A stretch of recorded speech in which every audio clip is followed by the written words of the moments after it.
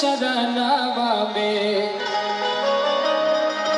विनती करीला माथ टेकी के चरणवा में रखिया नो बंसीधर आन हे देव रखिया नो बंसीधर आन हे देव विनती करीला माथ टेकी के चरणवा में विनती करीला माथा टेकी के चरणवा में रखिया नो बंसीधर आन हे देव रखिया नो बंसीधर आन हे देव।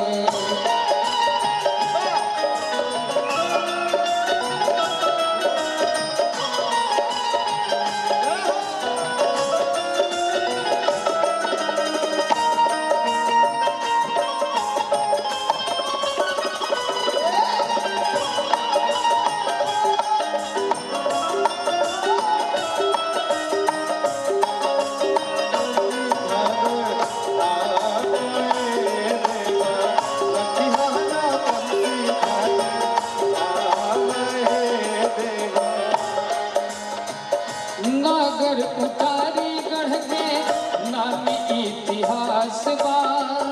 दया के तुहार जहाँ क्षण क्षण वास बा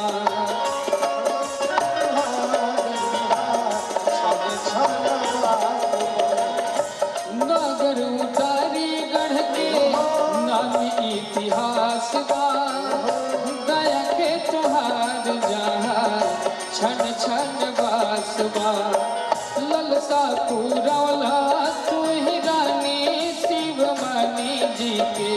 ललसा पूरौला तू ही रानी शिवमणि जी के धन भैले राजे खन दान हे देव रखिया नो बंसीधर आन हे देव।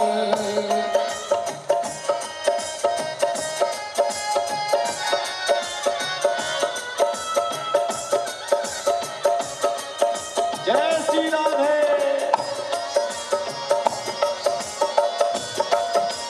हरि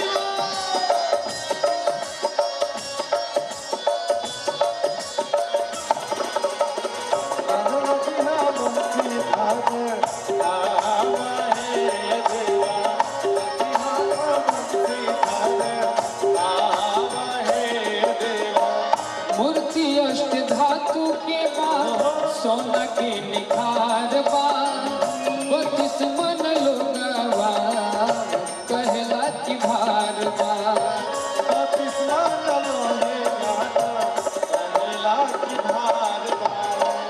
मूर्ति अष्ट धातु के बाद सोना के निखार बा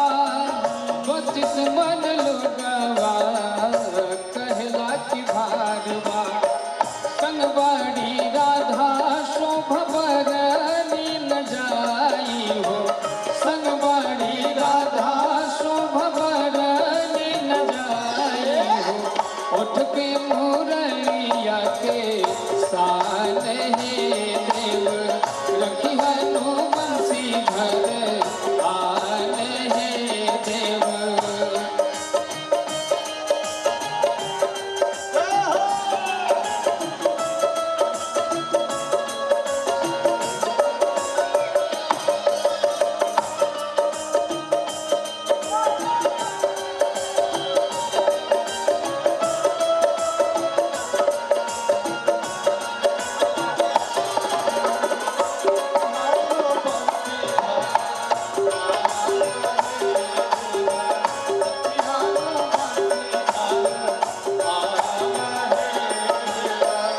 सुकुल सुनील सरस असरा में बानी देदा सहारा आजू सेवक जानी